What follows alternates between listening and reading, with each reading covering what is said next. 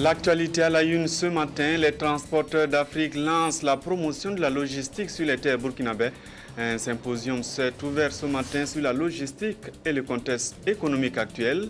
C'est la 3e édition de Translog Africa. Et puis, 9 variétés de niébé en expérimentation sur les parcelles éprouvées de l'INIRA. Le Centre international pour le développement des engrais est allé visiter avec une idée en tête, tisser un partenariat avec les producteurs et les amener à adopter ces semences améliorées. Bonjour, bienvenue au 13h15 de la télévision du Burkina. Les transporteurs d'Afrique réunis depuis ce matin à Ouagadougou pour réfléchir sur la promotion de la logistique dans le contexte économique actuel. En 3 jours, Translog Africa va leur permettre d'intégrer aussi la technologie dans la logistique et le secteur des transports. Moumouni Soubega. Dans un contexte technologique, financier et économique marqué par des mutations de tout genre et des crises, le secteur des transports terrestres, maritimes et ferroviaires a besoin de se conformer et de s'adapter. Les spécialistes l'ont si bien compris et pour ce 3e rendez-vous du symposium international sur le transport et la logistique en Afrique, Translog Africa, une attention particulière sera accordée à la promotion de la chaîne logistique.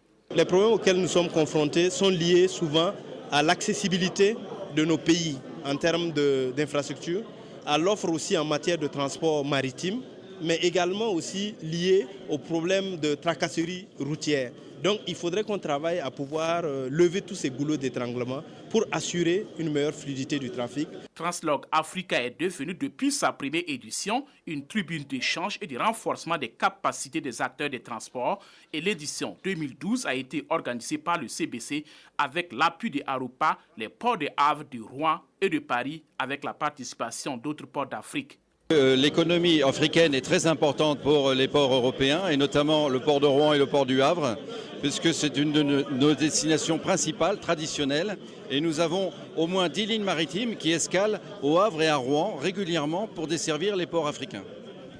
Les pays de l'Interland, dont le Burkina Faso, sont des pays sans façade maritime qui, pour le besoin de compétitivité de leurs exportations, et pour la maîtrise de la cherté des coûts de la vie, ont besoin de passer par des ports où les coûts de revient sont les moins élevés possibles.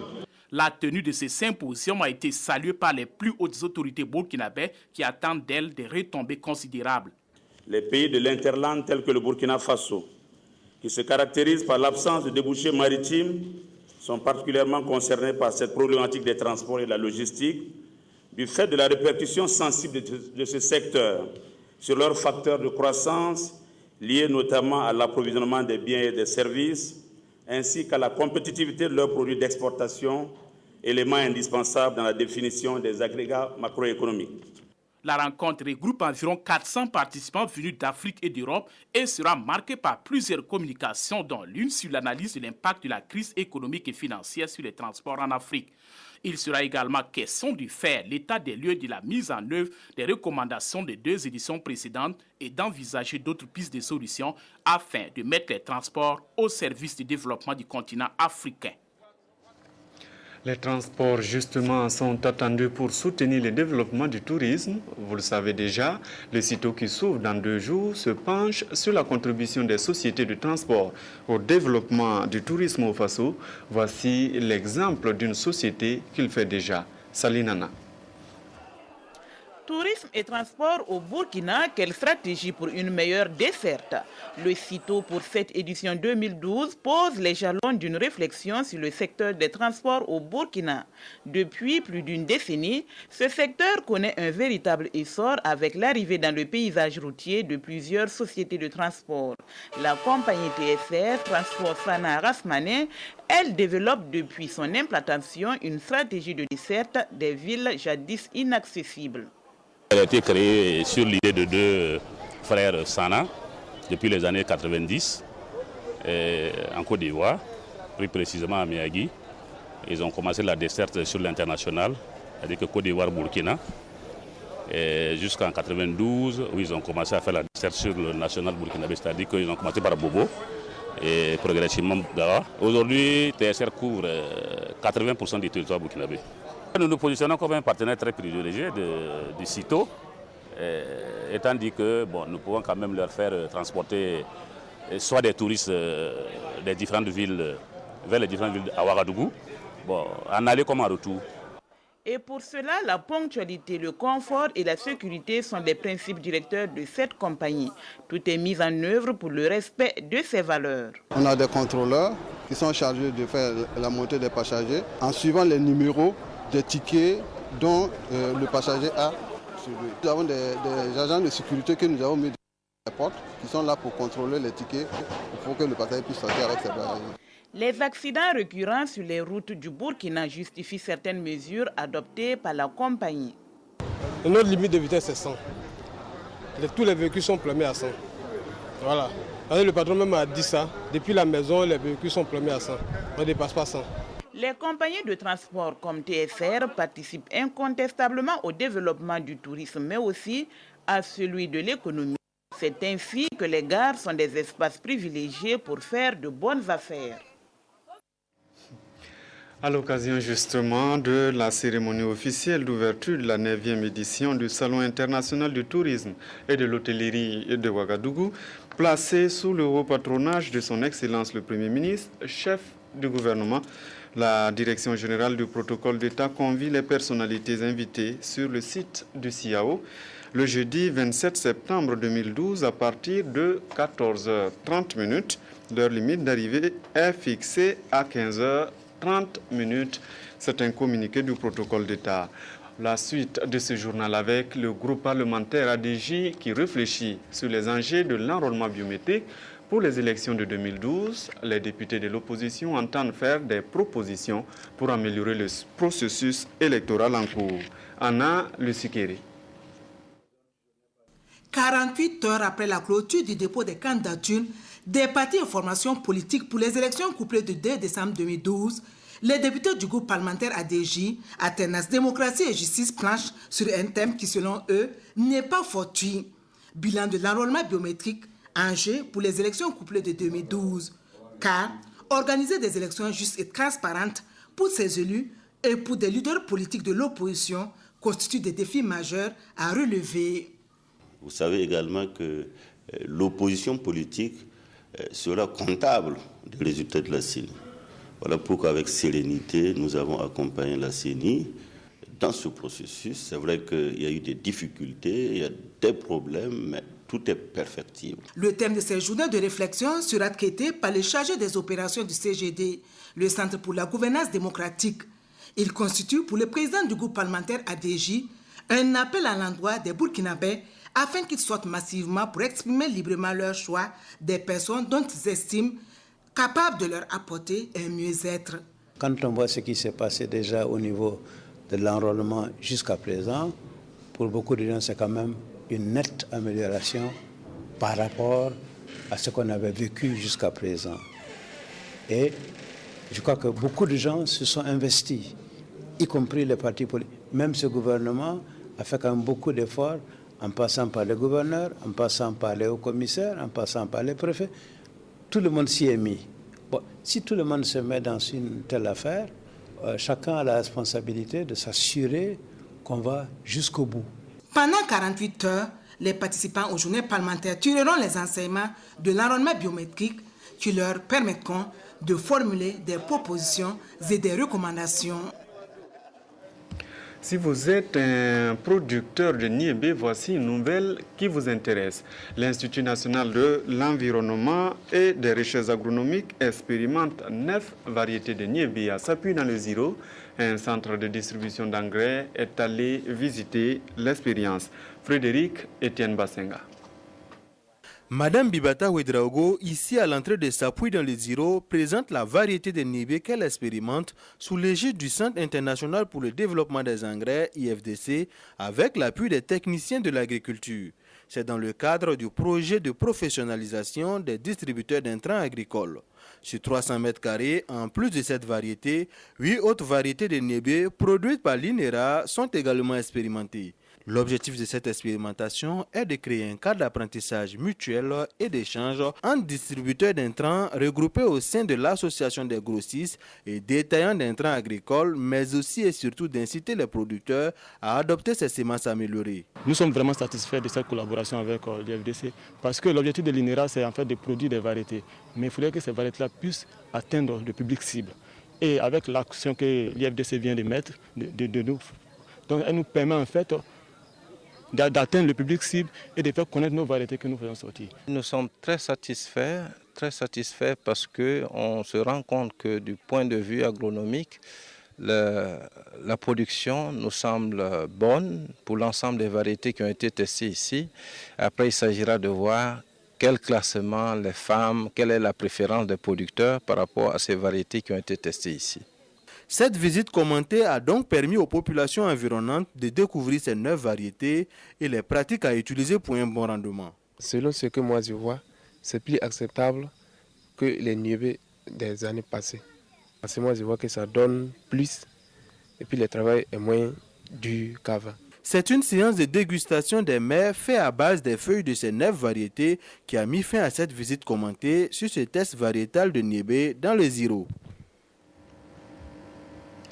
Des élus de la sous-région à Bobo-Dioulasso pour parler de l'aménagement urbain. Grâce à la Fédération canadienne des municipalités, ils sont venus partager les expériences à SIA. Karim Sissé. Le processus de décentralisation a dévolu aux collectivités locales un rôle stratégique d'impulsion et de promotion du développement socio-économique à la base. Pour leur permettre donc de jouer pleinement ce rôle, la Fédération canadienne des municipalités a initié ce forum. Un forum qui réunit à Bobo-Dioulasso des élus locaux du Mali, du Bénin, du Niger, du Sénégal et du Burkina Faso. Il s'agira pour ceux-ci de mutualiser leurs expériences dans le domaine du développement économique local. C'est de demander aux gens de pouvoir échanger, partager les informations. Donc, c'est un peu aussi une mise à jour sur le programme. Donc, ça permet également aux participants de pouvoir acquérir des nouvelles connaissances, que ce soit sur la réaménagement de marché, sur la transformation, que ce soit sur l'aménagement urbain, la planification stratégique. Donc, ce sont tous des sujets qui vont être abordés. Également, l'agriculture urbaine. Ce sont des sujets également que les gens ont demandé. Donc, nous avons des consultants qui viennent spécialement pour ça. Les élus locaux se réjouissent de cette perche que leur tend la Fédération canadienne des municipalités. Dans un premier temps, d'abord, on va échanger entre nous pour voir donc l'expérience de chaque pays et maintenant ensemble pouvoir faire la synthèse et voir comment nous pouvons donc propulser le développement dans nos différentes villes. Nos partenaires, les Canadiens, ont vu juste la plaie que nous avons et ils sont en train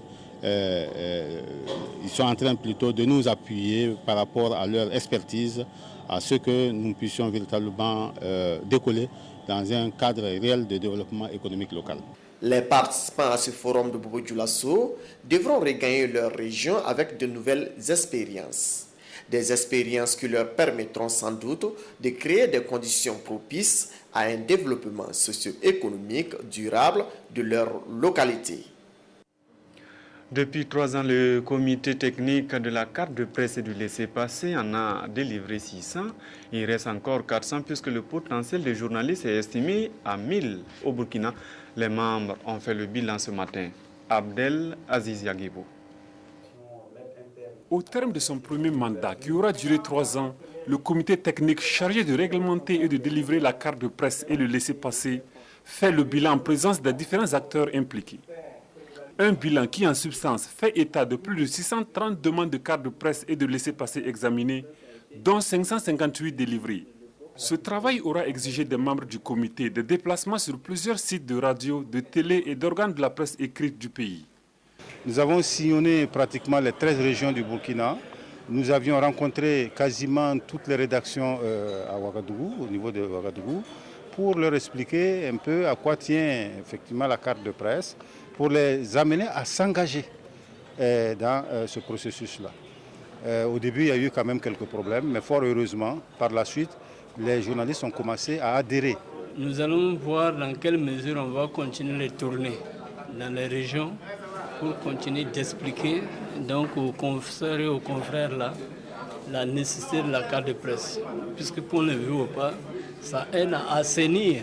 Vous êtes du milieu, vous savez que chaque fois que vous partez à des reportages, vous tombez sur des brebis galeuses. Des gens qui ne sont pas du tout de la profession, mais qui guettent toutes les cérémonies pour se présenter. Après avoir évalué les activités des 3 dernières années, examiné le fonctionnement général du comité, l'atelier va procéder à la relecture de l'arrêté portant modalité d'acquisition de la carte de presse. Un arrêté qui, selon la présidente du Conseil supérieur de la communication, présente des limites. Nous sommes rendus compte qu'il y avait un certain nombre de difficultés sur le terrain que les journalistes nous ont soulevées, que nous avions effectivement discuté et nous avons souhaité effectivement mettre ça sur la table afin que des décisions soient prises en vue effectivement d'adopter un texte qui rencontre le consensus au niveau des hommes de la profession. À quelques 2 mois des élections législatives et municipales couplées pour lesquelles l'implication de l'ensemble de la presse nationale est requise, la présidente du Conseil supérieur de la communication a émis le vœu que le maximum de cartes soient délivrées et que celles déjà expirées soient renouvelées. Toute chose qui facilitera l'accès des journalistes à toutes les scènes de la campagne et à tous les sites des scrutins. Koudougou aura aussi son centre de production télévisuelle. C'est le ministre de la Communication qui l'a dit hier aux autorités locales. Ce centre va par la suite être érigé en télévision autonome. Godefroy Bazi. Lentement mais sûrement, le puzzle du plateau technique national de communication se met en place. Koudougou en est la 7e étape. Le Centre-Ouest abrite les festivités du 52e anniversaire de l'indépendance et a besoin urgemment d'un centre de production télévisuelle. Créer un centre de production télévisuelle au niveau de la région va certainement accompagner les acteurs, va certainement donner davantage de visibilité à tout ce qui est fait au niveau de la région et du Centre-Ouest. Je pense que nous avons obtenu de très bons résultats. Nous avons visité des sites et des locaux et susceptibles d'héberger justement les bureaux de ce centre de production télévisuelle. Le ministre de la Communication, porte-parole du gouvernement, a eu une nouvelle opportunité de discuter avec les autorités locales. Il s'agissait de parvenir à une convergence de vues autour du dispositif de communication qu'il envisage de mettre en place pour une meilleure couverture radio-télévisée du pays. Il y a les activités de développement et de la localité, il y a les activités entrant dans le cadre des élections, il y aura la campagne électorale. Il faut que nous travaillions à disponibiliser au niveau de la région du Centre-Ouest d'équipements et d'équipes susceptibles de relever les défis de la communication au niveau de la région. Un engagement fort a été pris à Koudougou. Avant le début de la campagne électorale, la ville aura son unité de la RTB. Une démarche qui a reçu l'adhésion totale des autorités de la région. La communication est très indispensable pour le développement et plus est pour la région du Centre-Ouest. Cette année, nous recevons donc le 52e anniversaire de l'indépendance de notre pays. Donc, pour que les messages puissent passer correctement au niveau de la population, nous pensons que ce service sera donc d'un très grand apport pour la population. Les échanges ont aussi permis d'aborder les préparatifs du 11 décembre. Et en tant que président de la commission thème, le ministre Alain-Edouard Traoré a fait le point des manifestations prévues début décembre à Koudougou. C'est fini pour aujourd'hui. Merci d'avoir suivi cette édition. À demain.